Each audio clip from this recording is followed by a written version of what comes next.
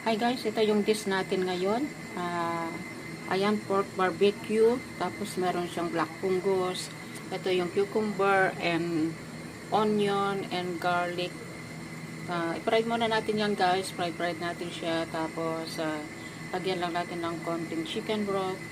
Tapos pag malambot na yung ating cucumber, lagyan na natin yung pork barbecue. And then, ang seasoning niya ay konting sugar, konting salt, and oyster sauce.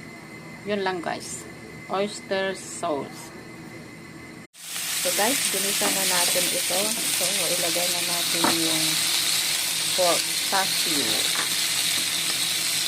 Ayan.